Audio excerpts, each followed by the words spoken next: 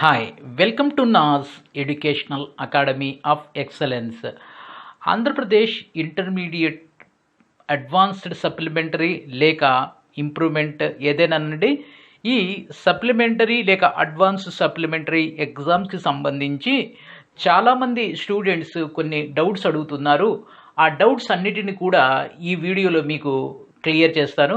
ఎందుకంటే చాలామంది hundreds of students doubt raise చేస్తున్నారు. ఆ డౌట్స్ అన్నీ కూడా నేను రాసి పెట్టుకున్నాను. దాన్ని మీకు ఆన్సర్ రూపంలో ఈ వీడియోలో ప్రజెంట్ చేస్తాను. బేసికల్లీగా ఫస్ట్ మనం ఇంటర్మీడియట్ ఫస్ట్ ఇయర్ స్టూడెంట్స్ని కనుక తీసుకున్నట్లయితే, ఈ ఇంటర్మీడియట్ ఫస్ట్ ఇయర్ స్టూడెంట్స్కి ఆంధ్రప్రదేశ్ ఇంటర్మీడియట్ విద్యాశాఖ ఏం చెప్పింది అంటే ఇంటర్మీడియట్ బోర్డ్ ఏం చెప్పింది అంటే మినిమం మార్క్స్ అయినటువంటి 35 మార్క్స్ వేసేసి అందరి విద్యార్థుల్ని పాస్ చేస్తున్నట్లు చెప్పింది. అంటే విద్యార్థి చదివే క్యాపబిలిటీ ఉన్న, మార్కులు తెచ్చుకునే సామర్థ్యం ఉన్నప్పటికీ కూడా ప్రతి విద్యార్థికి కూడా ప్రతి సబ్జెక్ట్లో కూడా 35 మార్క్స్ అంటే మినిమం మార్క్స్ రావడం జరుగుతుంది. దాంతో చదివే విద్యార్థికి చదవని విద్యార్థికి మధ్య డిఫరెన్స్ అనేది రాదు. ఇప్పుడు ఈ సప్లిమెంటరీ ఎగ్జామ్స్ రాయకపోతే నెక్స్ట్ ఇయర్ మీరు ఇంటర్ సెకండ్ ఇయర్లోకి వెళ్తారు. ఇంటర్ సెకండ్ ఇయర్లో మీరు ఎంత బాగా పెర్ఫార్మెన్స్ చూపించినప్పటికీ, ఎన్ని మంచి మార్కులు వచ్చినప్పటికీ ఓవరాల్గా మీ గ్రేడ్స్ అనేవి పడిపోతాయి. చాలా దారుణంగా గ్రేడ్స్ అనేవి పడిపోతాయి. ఇది తర్వాత పాయింట్ ఏంటంటే, ఇంటర్మీడియట్ అనేది one of the important turning point in our life. కాబట్టి ఇంటర్మీడియట్లో మంచి మార్కులు తెచ్చుకోవాల్సినటువంటి బాధ్యత ఎంతైనా ఉంది. కాబట్టి ఇంటర్మీడియట్ ఫస్ట్ ఇయర్ విద్యార్థులు ఖచ్చితంగా ఈ ఇంప్రూవ్మెంట్ ఎగ్జామ్ అనండి, దీన్ని సప్లిమెంటరీ ఎగ్జామ్ అనండి, ఈ ఎగ్జామ్స్ రాయాలి. రాయటం వల్ల మీకు చాలా చాలా బెనిఫిట్ అయితే ఉంది. అయితే ఎలా రాయాలి? ఇప్పుడు అంటే కొంతమంది విద్యార్థులు గ్రూప్ మొత్తం ఒక ఎంపీసీ స్టూడెంట్ అనుకోండి, 5 సబ్జెక్టులు రాయాలనుకోవచ్చు, లేకపోతే దాంట్లో ఒక సబ్జెక్ట్ రాయాలనుకోవచ్చు, లేకపోతే దాంట్లో కొన్ని సెలెక్టెడ్ సబ్జెక్ట్స్ రాయాలనుకోవచ్చు. అయితే ఇక్కడ బోర్డు ఏం చెప్తుంది అంటే, ఒక్క సబ్జెక్ట్ అయినా రాయండి, లేక నెంబర్ ఆఫ్ సబ్జెక్ట్స్ అయినా రాయండి, లేకపోతే మొత్తం గ్రూప్ మొత్తం రాసుకోండి, అది మీ ఇష్టం. అయితే ఇక్కడ ఏంటంటే, మీరు ఎంచుకునే సబ్జెక్ట్స్లో మీరు ఫర్ అన్ ఎగ్జాంపుల్ ఎంపీసీ అనుకోండి, కేవలం మీరు మ్యాథ్స్, ఫిజిక్స్, కెమిస్ట్రీ సబ్జెక్ట్స్ని ఎంచుకొని ఈ సబ్జెక్ట్సే మీరు మార్కులు ఇంప్రూవ్ చేసుకోవడానికి ఎగ్జామ్స్ రాస్తే, ఆ సబ్జెక్ట్స్లో ఈ 3 సబ్జెక్ట్స్లో కనుక మార్కులు పెరిగాయి అనుకోండి, పెరిగిన మార్కులతో మీకు కొత్త మెమో అనేది జారీ చేయడం లేక ఇవ్వటం జరుగుతుంది. అన్ఫార్చునేట్లీగా ఒక సబ్జెక్ట్లో మీకు మార్కులు పెరగలేదనుకోండి, 35 కన్నా తక్కువ మార్కులు వచ్చాయనుకోండి, అంటే దాని అర్థం ఏంటి? ఫెయిల్ అయినట్లు. అలాంటప్పుడు ఏం చేస్తారంటే, మీకు ఆల్రెడీ ఎగ్జామ్స్ రద్దయినప్పుడు ఏవైతే 35 మార్క్స్ వేసి ఇచ్చారో అదే 35 మార్క్స్ని ఇవ్వడం జరుగుతుంది. అంటే ఇది జస్ట్ ఇంప్రూవ్మెంట్ లేక బెటర్మెంట్ అనమాట. అంటే దీంట్లో ఫెయిల్ అవ్వటం అనేది ఉండదు. ఇక్కడ ఫెయిల్ అవ్వటం అనేది ఉండదు. అంటే ఒక కంపారిజన్, మీకు గనక ఈ సప్లిమెంటరీ లేక ఈ ఎగ్జామ్స్లో మార్కులు గనక తక్కువ వస్తే, ఆల్రెడీ మీకు ఏవైతే మార్కులు ఉన్నాయో అంటే మినిమం మార్క్స్ అయినటువంటి 35, ఆ 35 మార్క్స్ని మీకు ఇవ్వడం జరుగుతుంది. ఈ మార్క్స్ ఫైనల్ మార్క్స్ కాదు, ఇవి జస్ట్ ఇంప్రూవ్మెంట్ కోసం రాసేటటువంటి మార్క్స్ మాత్రమే. అలా కాకుండా మీకు for an example mathematics subject చూసుకున్నాం అనుకోండి, మ్యాథమెటిక్స్లో మీకు ఆల్రెడీ 35 మార్క్స్తో మెమో అనేది ఇవ్వడం జరిగింది, మార్క్ లిస్ట్ అనేది ఇవ్వడం జరిగింది. ఇప్పుడు మీరు అదే మ్యాథమెటిక్స్ రాశారనుకోండి, మీకు 80 మార్క్స్ వచ్చాయనుకోండి, 80 మార్క్స్ కొత్త మెమో అనేది ఇవ్వడం జరుగుతుంది. కాబట్టి మీరు ఇక్కడ భయపడవలసిన అవసరం లేదు. పాస్ అవుతామా, ఫెయిల్ అవుతామా, ఒకవేళ నాకు ఈ రాసేటటువంటి సబ్జెక్టులు మార్కులు తక్కువ వస్తే ఏమవుతాయి అనేటటువంటి సందేహాలు ఏమీ పెట్టుకోవద్దు. ఒకవేళ తక్కువ వస్తే, తక్కువ అంటే ఎంత? 35 కన్నా తక్కువ రావడం. అలాంటప్పుడు దాన్ని ఏమంటాం మనం? జనరల్గా ఫెయిల్ అవ్వటం. కానీ ఇక్కడ ఫెయిల్యూర్ అనేది కాన్సెప్ట్ ఉండదు. ఫెయిల్ అయితే ఏమవుతుంది? మీకు 35 మార్క్స్ కన్నా తక్కువ వచ్చాయనుకోండి, అప్పుడు మీకు ఏదైతే ఆల్రెడీ బోర్డు ఇచ్చిందో ఎగ్జామ్స్ రద్దు చేసినప్పుడు మార్క్స్, ఆ 35 మార్క్స్ వేసేసి మిమ్మల్ని పాస్ చేసి సర్టిఫికేట్ ఇచ్చేస్తుంది. కానీ ఈ ఎగ్జామ్లో మార్క్స్ తక్కువ అవ్వటం వలన మిమ్మల్ని ఫెయిల్యూర్గా కన్సిడర్ లేక డిసైడ్ లేక డిక్లేర్ అనేది బోర్డు చేయదు. ఈ విషయం మీరు జాగ్రత్తగా అర్థం చేసుకోండి. అంటే దీన్ని రాయటం వల్ల మీ మార్క్స్ అనేవి ఖచ్చితంగా పెరుగుతాయి. In the case of if you have really performed.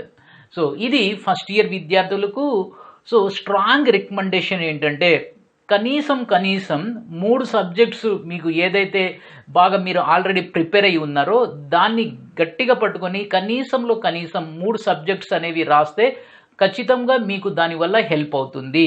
ఇది ఫస్ట్ ఇయర్ విద్యార్థుల గురించి. కాబట్టి ప్రతి విద్యార్థి కూడా రాయడానికి ప్రయత్నించండి. రెండో పాయింట్ ఏంటంటే సిలబస్.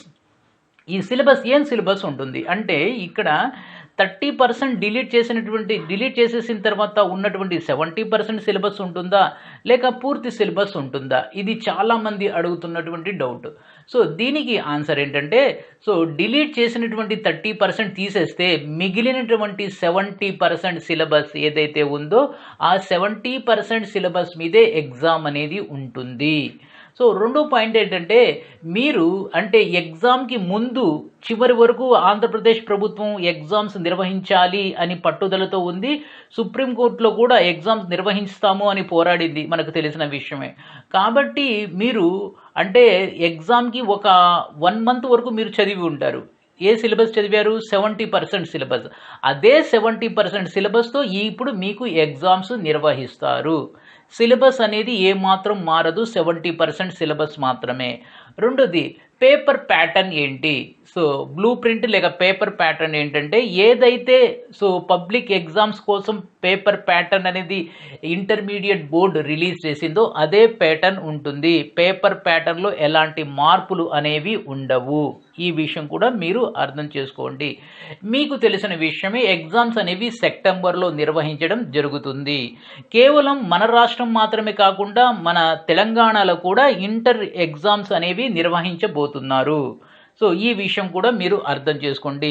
నెక్స్ట్ పాయింట్ అంటే ఇంటర్లో మార్కులు అనేవి తగ్గినట్లయితే అవి జీవితాంతం మనల్ని వెంటాడతాయి. కాబట్టి ఇంటర్లో మార్కులు మంచిగా తెచ్చుకోవాల్సినటువంటి బాధ్యత మన మీద ఉంది. ఇది ఫస్ట్ ఇయర్ గురించి. ఇక సెకండ్ ఇయర్ విద్యార్థులకు ఆల్రెడీ వీరికి ఒక ఇంటర్మీడియట్ పూర్తి చేసినట్లు కంప్లీట్ అయినట్లు సర్టిఫికెట్ అనేది లేక మెమో అనేది ఇవ్వడం జరిగింది. వీళ్ళు ఇంటర్ ఫస్ట్ ఇయర్లో సబ్జెక్ట్స్కైనా రాసుకోవచ్చు, ఇంటర్ సెకండ్ ఇయర్ సబ్జెక్ట్స్కైనా రాసుకోవచ్చు. సో అంటే వాళ్ళ ఇష్టం అనమాట. ఇక్కడ కూడా రెండో పాయింట్ ఏంటంటే ఏంటంటే మొత్తం ఫస్ట్ ఇయర్ గ్రూప్ మొత్తం రాసుకోవచ్చు, సెకండ్ ఇయర్ మొత్తం 5 సబ్జెక్టులు రాసుకోవచ్చు, ఎలాగైనా రాసుకోవచ్చు. అయితే సో తెలివైనటువంటి విద్యార్థి ఏం చేస్తారంటే ఫస్ట్ ఇయర్ సెకండ్ ఇయర్లో కొన్ని సబ్జెక్ట్స్లో మార్కులు ఎక్కడైతే తక్కువ ఉన్నాయో ఏ సబ్జెక్ట్స్లో చదివితే నేను రాస్తే మార్క్స్ వస్తాయి అనేటటువంటి నమ్మకం ఉందో అలాంటి విద్యార్థులు ఏం చేస్తారంటే ఖచ్చితంగా ఆ సబ్జెక్ట్స్ని సెలెక్ట్ చేసుకొని ఎగ్జామ్స్ రాస్తారు.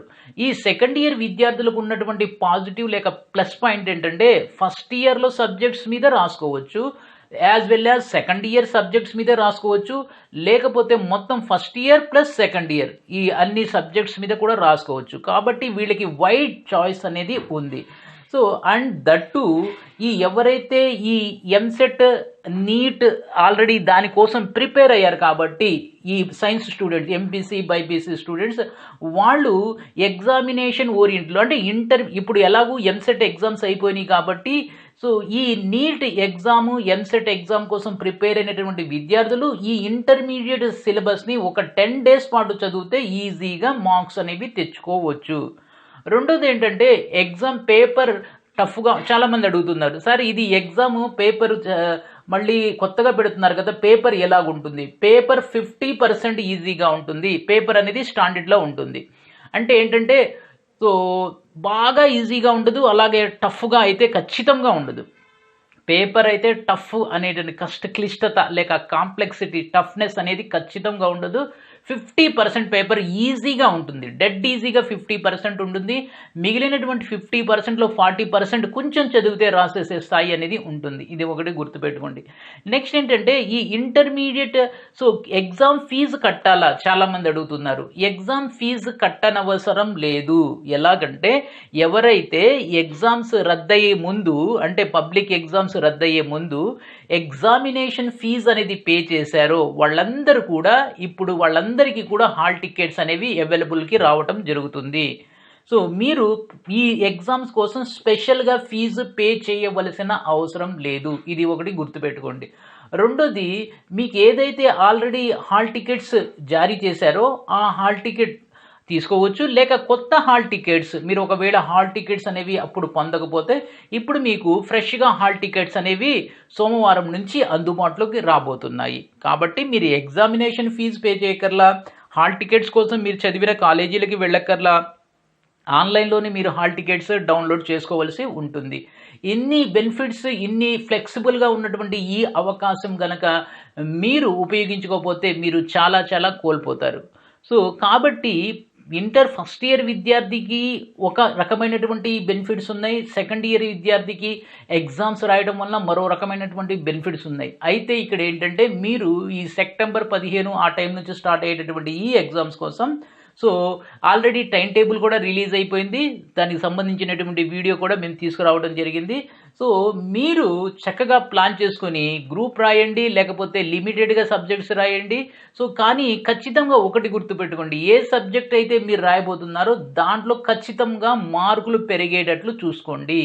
ఒకవేళ ఆ సబ్జెక్ట్‌లో గనక మీకు మార్కులు పెరగకపోతే మీరు టైం వేస్ట్ చేసుకున్నోళ్ళు అవుతారు. ఇది సో, కాబట్టి ఫైనల్‌గా ఈ ఎగ్జామ్స్ రాయడం వలన ఇటు ఇంటర్ ఫస్ట్ ఇయర్ విద్యార్థులకు గానీ, ఇంటర్ సెకండ్ ఇయర్ విద్యార్థులు గానీ అందరికీ బెనిఫిటే ఉంది గానీ ఎలాంటి నష్టం అనేది లేదు. కాబట్టి ఆల్ ద స్టూడెంట్స్‌కి మా రిక్వెస్ట్ ఏంటంటే సో, అట్‌లీస్ట్ సో, సెలెక్టెడ్ సబ్జెక్ట్స్‌లో అయినా ఈ ఎగ్జామ్స్ రాయండి. ఇది లేటెస్ట్ అప్డేట్. దీన్ని లైక్ చేయండి, షేర్ చేయండి, సబ్స్క్రైబ్ చేసుకొని ప్రక్కనే ఉన్న బెల్ ఐకాన్‌ని ప్రెస్ చేస్తాం మర్చిపోవద్దు. Thank you.